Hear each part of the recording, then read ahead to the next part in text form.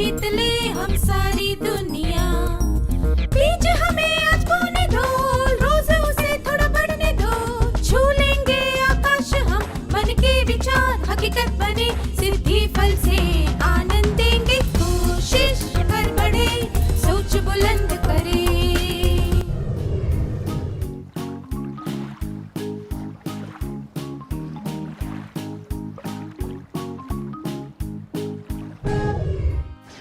नमस्ते छात्रों, क्या हम आज के सत्र की शुरुआत एक खेल से करें? इस खेल का नाम है वर्जित शब्द न बोलें। मैं चाहता हूं कि एक छात्र स्वेच्छा से आगे आ जाए।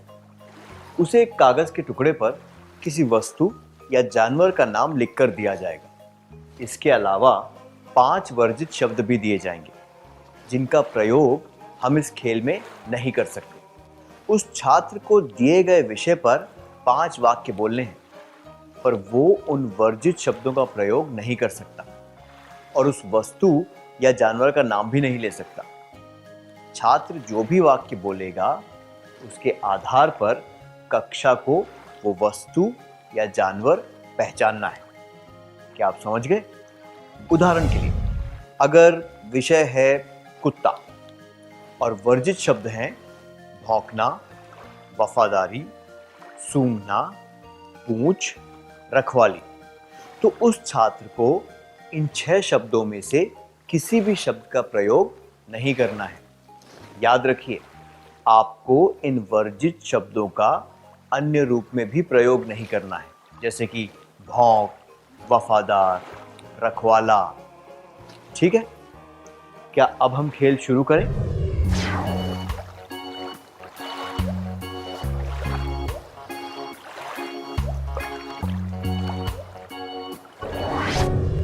बहुत बढ़िया खेला आपने, धन्यवाद। हमने इससे क्या सीखा? प्रत्येक वस्तु या जानवर के साथ कुछ विशिष्ट शब्द जुड़े होते हैं। जब नियमों के अनुसार आपको कुछ शब्दों का प्रयोग करना वर्जित होता है, तो आप अपनी रचनात्मकता का प्रयोग करते हुए नए शब्द ढूंढते हैं।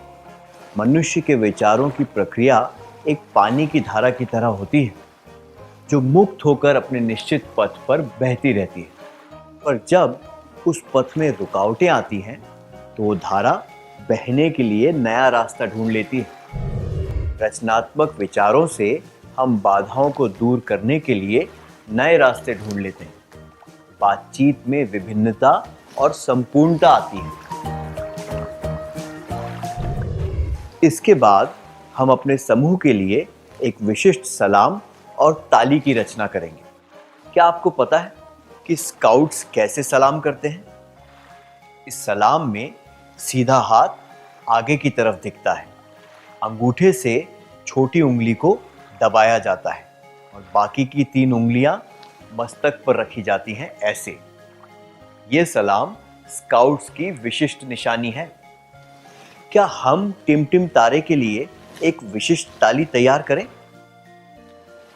पहले अपने बाएं हाथ से मुट्ठी बनाएं और हथेली वाला भाग ऊपर की तरफ रखें। इसके बाद सीधे हाथ की हथेली से मुट्ठी को 3 बार बजाएं। दूसरों का उत्साह बढ़ाने के लिए क्या हम इस ताली का प्रयोग करें? क्या अब आप टिमटिम तारे की ताली बजाकर बताएंगे?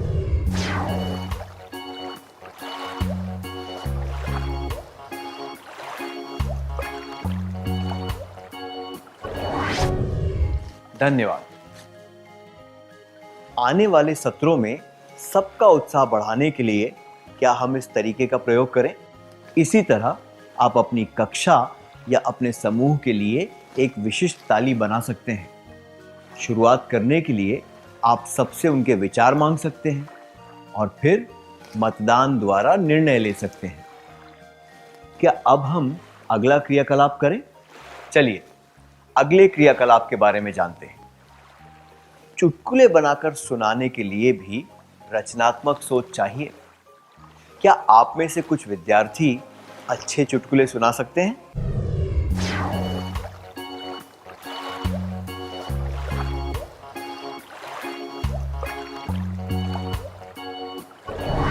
धन्यवाद। हमने इससे क्या सीखा? समय बिताने का एक मजेदार तरीका है रचनात्मकता से विचार करना। इससे सबका मनोरंजन भी होता है। आइए अपनी रचनात्मकता का प्रयोग करने का एक और तरीका ढूंढते हैं। इसे कहते हैं उलट पद्धति। इसमें उन बातों की सूची बनानी है जो किसी लक्ष्य को प्राप्त करने के लिए नहीं करनी चाहिए। फिर उस सूची में लिखी गई बातों का ठीक उल्टा करना चाहिए। उदाहरण के लिए, अगर मुझे अच्छे अंक चाहिए तो मुझे उन बातों की सूची बनानी है जिनसे मुझे अच्छे अंक नहीं मिलेंगे और फिर वे बातें नहीं करनी चाहिए।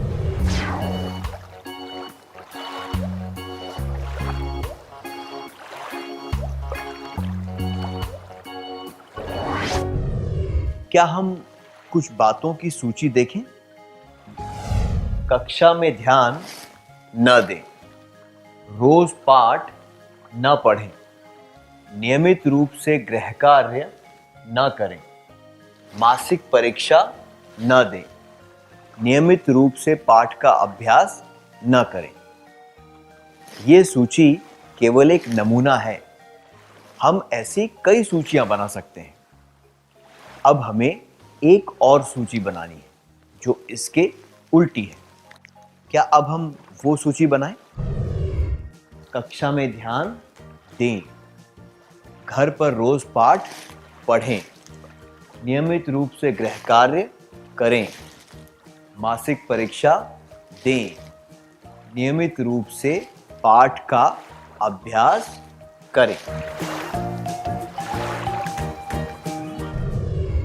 हमें इस सूची में लिखी बातों पर अमल करना है। क्या अब हम एक और क्रियाकलाप करें?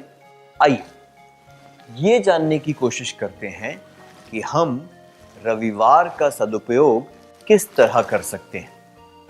ये जानने के लिए क्या हम उलट पद्धति का प्रयोग करें?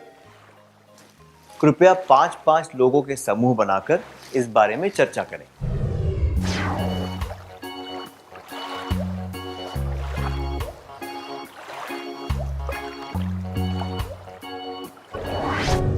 बहुत अच्छा प्रयास था। क्या अब हम उत्तर जांच लें? पहले हम नकारात्मक निर्देशों वाली सूची देखेंगे। रविवार को सुबह जल्दी न उठें, घर का काम न करें, अगले सप्ताह क्या करना है इसके बारे में न सोचें, दोस्तों से न मिलें, घर को साफ न करें। अब सकारात्मक सूची बनाते हैं। रविवार को सुबह जल्दी उठें, घर का काम करें, अगले सप्ताह क्या करना है इसके बारे में सोचें, दोस्तों से मिलें और घर को साफ करें। उलट पद्धति का प्रयोग हम केवल रोजमर्रा के कामों के लिए नहीं बल्कि कुछ और प्रश्नों के उत्तर जानने के लिए भी कर सकते हैं। जैसे कि मैं एक अच्छा बेटा, बेटी, बहन, भाई कैसे बन सकता या बन सकती हूँ? स्वस्थ रहने के लिए मैं क्या कर सकती हूँ या कर सकता हूँ? दूसरों का आदर पाने के लिए मैं क्या कर सकती हूँ या कर सकता हूँ, इत्यादि। जब आपके पास खाली समय होगा तब क्या आप इन प्रश्नों के सही उत्तर ढूंढेंगे? पर किसी काम को करने के लिए हम पहले ही सकारात्मक तरीके क्यों नहीं अपना सकते? हमें उलट पद्धति का प्रयोग करने की क्या आवश्यकता है? जब हम पहले से सकारात्मक तरीकों के बारे में सोचते हैं तब हमें उन पर अमल करने के बारे में सोचकर तनाव होने लगता है। पर जब हम उल्टे तरीके से सोचते हैं तब ये एक मज़ेदार क्रियाकलाप हो जाता है और हमारा तनाव कम हो जाता है। नए तरीकों को हम जल्दी अपनाते हैं और मज़ा भी आता है। रचनात्मक सोच मज़ेदार हो सकती है और इससे तनाव दूर किया जा सकता है। अगली पद्धति को हम विचारों की गुल्लक कह सकते हैं। जब आप छोटे थे तब आपको जेब खर्च मिलता था, तो आप क्या करते थे? आप अपनी पसंद की चीजें खरीदने के लिए उसे खर्च करते थे और बाकी के पैसे अपनी गुल्लक में डाल देते थे, है ना? इसी तरह क्या हम विचारों को भी एक गुल्लक में डाल सकते हैं?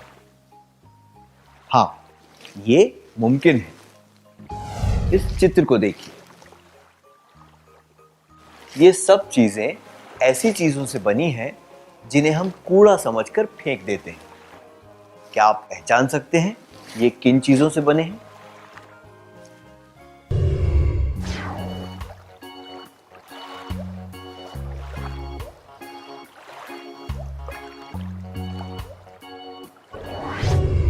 सही कहा। कूड़े से कोई कला का नमूना बनाना, इसके पीछे क्या राज है? रचनात्मक विचार, है ना? जो विचार हमें अचानक सूझते हैं उन्हें लिख लेना चाहिए और अपनी गुल्लक में संभाल कर रख लेना चाहिए। ये विचार बाद में हमारे काम आ सकते हैं। उदाहरण के लिए, अगर किसी में कविता लिखने का गुण है तो उसे रूपक, उपमाएं और इस तरह के अन्य वाक्यांश एक नोटबुक में लिख लेने चाहिए जो उसकी विचारों की गुल्लक का काम करेंगे। जब वो अपनी नोटबुक देखेगा तो एक नई कविता जन्म लेगी। इसी तरह आप अपने रचनात्मक विचार लिख सकते हैं जिनसे आपको अपने अल्पकालीन और दीर्घकालीन लक्ष्य प्राप्त करने में मदद मिलेगी। आप ये देखेंगे कि ऐसा करने से आपकी रचनात्मकता बढ़ेगी और आप में एक सकारात्मक बदलाव आएगा।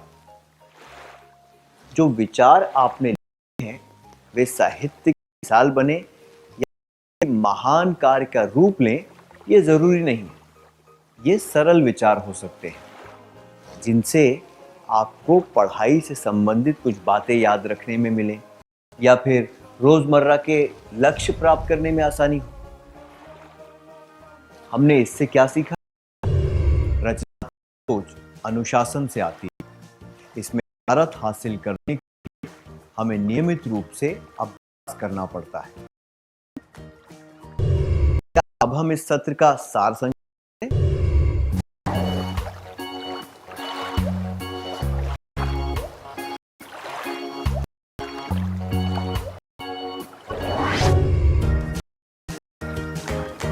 रचनात्मकता विकसित करने के कुछ तरीके हैं। वर्जित शब्द न बोलें, उलट पद्धति, विचारों की गुल्लक। रचनात्मक विचारों से हम बाधाओं को दूर करने के लिए ढूंढ लेते हैं।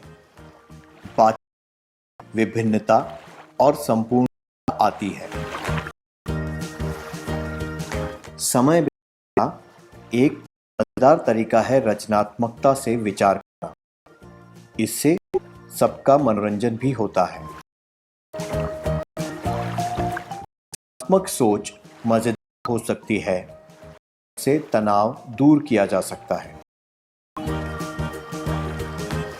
रचनात्मक सोच अनुशासन से आती है। इसमें महारत हासिल करने के लिए हमें नियमित रूप से अभ्यास करना पड़ता है। धन्यवाद। आपने बहुत अच्छी तरह सार संक्षेप किया। क्या हम एक क्रियाकलाप के द्वारा अपनी रचनात्मकता का प्रयोग करने की कोशिश करें?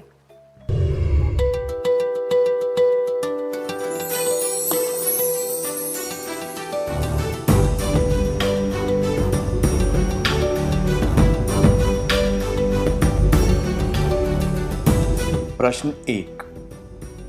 2 नए विचार लिखें जिनसे आपको 12वीं की बोर्ड परीक्षा में अच्छे अंक प्राप्त करने में मदद मिलेगी।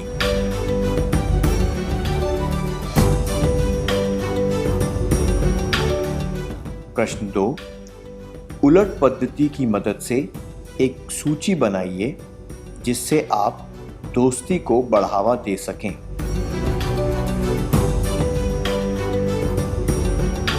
प्रश्न 3, चांद, तारे, सूर्य,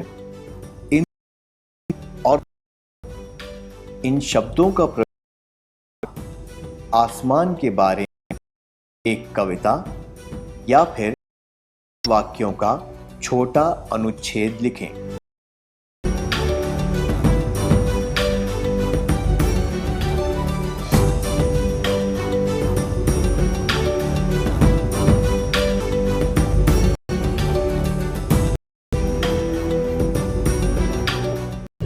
अगले सत्र में आने से पहले क्या आप ये कार्य पूरा करके, तब तक के लिए अलविदा।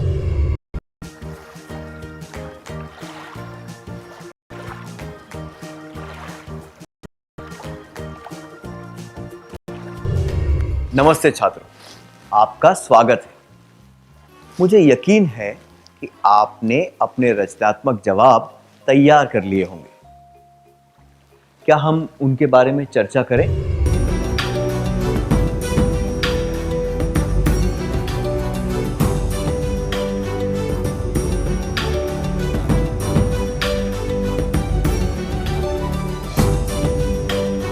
प्रश्न 1, 2 नए विचार लिखें जिनसे आपको 12वीं की बोर्ड परीक्षा में अच्छे अंक प्राप्त करने में मदद मिलेगी। क्या आप अपने विचार सबको बताएंगे?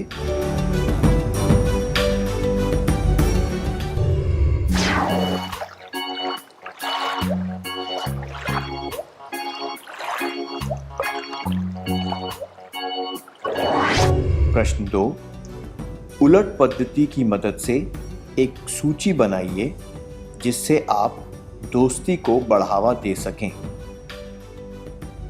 क्या आप सबके सामने अपनी सूची पढ़कर सुनाएंगे?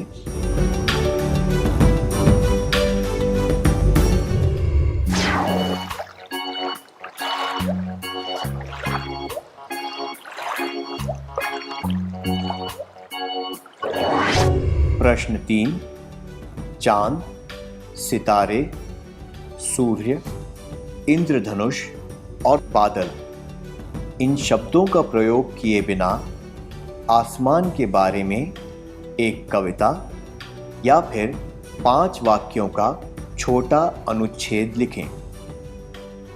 क्या आप अपनी रचना सबको सुनाएंगे?